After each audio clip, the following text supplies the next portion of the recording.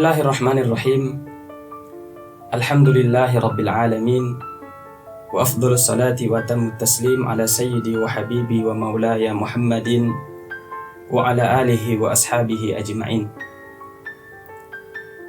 Para pemirsa IBS TV dimanapun Anda berada, semoga kita semua selalu dalam lindungan Allah Subhanahu wa Ta'ala. Dalam kitab An-Nafahatur Ramadaniyah oleh Al-Habib Muhammad ibn Abdullah Al-Haddar berpesan kepada kita, Al-matlubu min kulli muslimin salasu khisalin fi Ramadan. Ada 3 hal yang sangat dituntut, yang sangat dianjurkan kepada setiap muslim di bulan Ramadan. Al-ula, yang pertama adalah as-siyam, puasa. Wasaniyah al-qiyam, menghidupkan Ramadan. Wasalisah at-ta'arrudu lil'itqi minan nar, mempersiapkan diri untuk membebaskan diri dari api neraka. Yang pertama adalah as-siyam. Makna siyam, arti dari siyam, puasa, mungkin kita sudah sering mendengar, yaitu al-imsaku an kullil mufattirati tulan nahar, menahan diri kita, menahan nafsu kita dari segala yang membatalkan puasa, yang membatalkan kesahan puasa, ataupun yang membatalkan, yang bisa menghilangkan pahala puasa. Tulan nahar, sepanjang hari. Artinya adalah, yang dimaksud dengan tulan nahar, minal fajri ilal ghurub, mulai dari terbitnya fajar, yaitu masuknya waktu salat subuh, sampai masuknya nanti salat maghrib. Di awal puasa, yaitu awal masuknya waktu subuh, kita di situ disunnahkan untuk mengerjakan sesuatu yang hanya disunnahkan kepada kita umat Nabi Muhammad, yaitu apa? Ta'khirus sahur.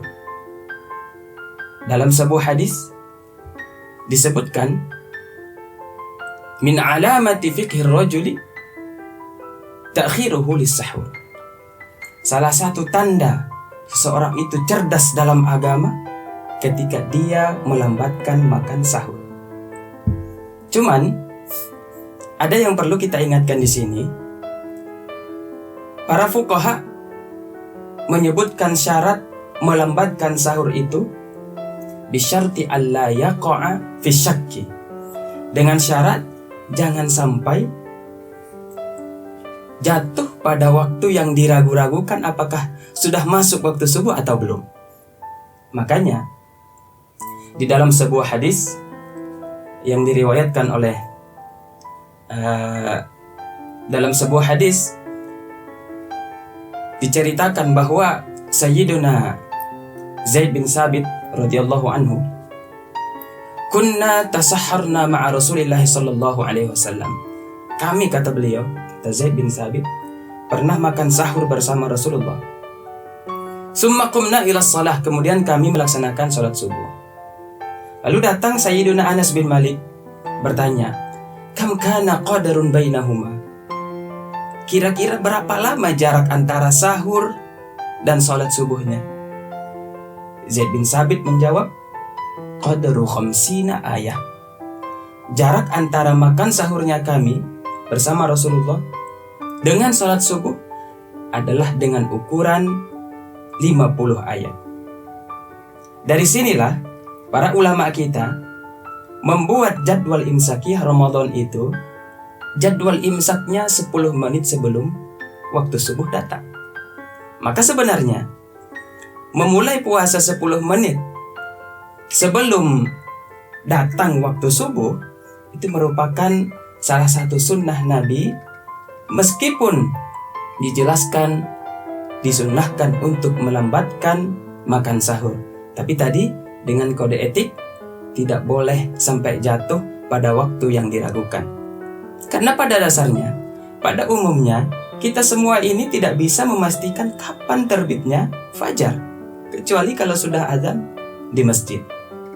Maka para pemirsa IBS TV yang budiman, kalaupun kita mau melambatkan makan sahur, diusahakan jangan sampai masuk pada waktu imsak yang telah ditentukan oleh MUI di daerah kita.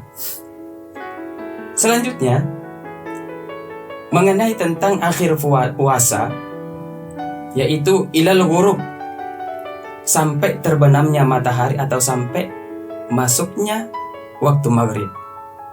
Di sini juga ada sunnah yang dianjurkan atau disyariatkan kepada para nabi, yaitu apa? Ta'jilul iftar, menyegerakan berbuka. Namun di sini ada juga syarat yang dijelaskan oleh para fuqaha. Mungkin jarang kita mendengarnya, yaitu apa? Ta'jilul iftari sunnah. Ya, menyegerakan berbuka itu merupakan sunnah, lakin bisyarti tahaqquqil ghurub. Tapi dengan syarat kalau kita sudah memastikan bahwa waktu maghrib sudah datang. Maka dalam hal ini para fuqaha sebenarnya membagi manusia itu kepada 3 bagian. Yang pertama adalah orang yang bisa memastikan matahari itu terbenam. Contohnya, saudara-saudara kita yang hidup di pinggir pantai misalkan. Maka kemungkinan besar dia bisa memastikan kapan matahari itu terbenam. Maka disitulah dia sangat dianjurkan untuk menyegerakan berbuka puasa. Yang kedua, orang yang tidak bisa memastikan kapan matahari terbenam, tapi dia bisa memiliki kemampuan untuk menghitung kira-kira jam berapa matahari itu terbenam. Itulah ulama-ulama kita yang ahli di bidang falak. Nah, orang yang seperti ini sebenarnya tidak dianjurkan untuk menyegerakan berbuka sampai dia benar-benar yakin kalau matahari terbenam. Misalkan dengan melihat malam sudah tiba, cuaca sudah gelap, nah baru dia dianjurkan untuk berbuka. Lalu yang ketiga, orang yang tidak bisa memastikan matahari terbenam dan juga tidak memiliki kemampuan untuk menghitung waktu kira-kira kapan matahari itu terbenam. Yaitu itulah kita pada umumnya. Kita pada umumnya mengetahui kapan waktu berbuka itu ketika adzan maghrib di masjid. Nah, jadi kita ini pada umumnya adalah muqallid, taklid kepada muadzin di masjid. Nah, kita juga sebenarnya tidak dianjurkan untuk menyegerakan berbuka sampai benar kita yakin kalau matahari itu sudah terbenam. Nah, itulah kode etik yang berkaitan dengan tata cara melambatkan sahur atau menyegerakan berbuka puasa. Pemirsa IBS TV yang berbahagia, hal yang kedua yang harus seyogianya dilakukan oleh seorang muslim di bulan Ramadan adalah al-qiyam, yaitu qiyamu Ramadan bis sunan, menghidupkan malam-malam bulan Ramadan dengan mengerjakan yang sunnah. Seperti contohnya mengerjakan sholat tarawih, mengerjakan sholat witir, tadarus, juga qiyam hilakul dzikir wa hilakul ilm, mendirikan tempat-tempat berzikir atau tempat-tempat belajar dan sebagainya. Penting ada ibadah yang kita sengaja lakukan untuk menghidupkan di bulan Ramadan itu. Dalam sebuah hadis yang diriwayatkan oleh Al-Imam Al-Bukhari, man shalla salatal isya'i fi jama'atin, barang siapa yang melakukan salat isya berjamaah, faka'annama qama nisfal lail, maka seolah-olah dia sudah menghidupkan setengah malam dari bulan Ramadan itu. Wa man shalla as-subha fi jama'atin, barang siapa yang melaksanakan salat subuh berjamaah, faka'annama qama kullal lail, maka seolah-olah dia sudah menghidupkan seluruh malam itu. Maka para ulama kita menjelaskan, kalau seandainya dia mampu melakukan sholat isya dan subuh berjamaah selama 30 hari di bulan Ramadan, maka sudah dipastikan atau sangat diharapkan kalau dia termasuk orang yang mendapatkan malam Lailatul Qadar. Pemirsa IBS TV yang berbahagia, mengenai tentang sholat isya berjamaah tadi, kita jelaskan yang dimaksud dengan menghidupkan bulan Ramadan itu tadi dengan mendirikan atau mengerjakan yang sunnah-sunnah. Sholat isya itu pada dasarnya adalah fardu ain, wajib.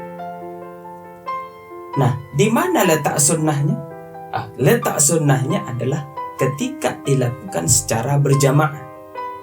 Karena memang sholat berjamaah itu dalam satu qaul ya, hukumnya adalah sunnah muakkadah atau paling tidak fardu kifayah. Nah, kapan dikatakan sholat berjamaah itu sunnah muakkadah atau fardu kifayah? Nah, ketika jamaahnya itu dinampakkan syiarnya. Makanya hal yang menarik, ungkapan yang unik dalam kitab-kitab fikih, yaitu dalam kitab Al-Irsyad oleh Syekh Ibnul Muqri dijelaskan, zuhurun li jama'atin fi ada'i maktubatin fardu kifayah. Jadi bukan sholat jamaahnya yang fardu kifayah atau sunnah muakkadah, tapi syiar jamaah itulah yang fardu kifayah atau yang sunnah muakkadah. Sehingga kalau jamaah yang dilakukan di rumah itu belum bisa menggugurkan fardu kifayah di daerah, atau belum bisa menggugurkan sunnah kifayah, sunnah muakkadah tadi. Atau jamaah yang dilakukan di satu komplek, contohnya komplek kita di pesantren. Jamaah yang kita lakukan di pesantren ini belum bisa menggugurkan fardu kifayah atau sunnah muakkadah di daerah kita. Karena itu belum dikatakan syiar. Dikatakan syiar ketika semua orang bebas masuk mau mengikutinya. Kalau kita contohnya di pesantren ini, orang-orang yang lain yang tidak ada hubungannya dengan pesantren agak segan masuk ke dalam pesantren, sehingga mereka tidak bisa melakukan sholat jamaah di pesantren. Itu hanya misalkan saja. Dalam kaidah usul fikih dijelaskan oleh Sidi Abdullah, wal haqqu la yu'taradul misalu yuqad kafal fardu wal ihtimalu. Contoh itu sebenarnya tidak boleh dibantah, karena sebenarnya bisa jadi itu mungkin atau hanya berandai-andai. Para pemirsa IBS TV yang berbahagia, yang ketiga adalah at-ta'arrudu lil'itqi minan nar. Mempersiapkan diri untuk membebaskan diri kita dari api neraka. Dalam sebuah hadis yang panjang yang diriwayatkan oleh Al-Imam Al-Bukhari dalam kitab Al-Adabul Mufrad, ada 3 doa yang didoakan oleh malaikat Jibril lalu diaminkan oleh Rasulullah SAW. Kita bayangkan kalau malaikat Jibril yang berdoa juga diaminkan oleh Rasulullah, maka sudah berat kemungkinan itu akan diijabahkan. Doa yang pertama, man adraka Ramadan wa lam yughfar lahu ab'adahu Allah. Malaikat Jibril berdoa, barang siapa yang menemukan bulan Ramadan tapi dia tidak mempergunakan bulan Ramadan ini sehingga dia tidak diampuni oleh Allah Ta'ala, maka mudah-mudahan dia dijauhkan oleh Allah dari maghfirahnya, dari ampunannya. Lalu Rasulullah SAW mengaminkan.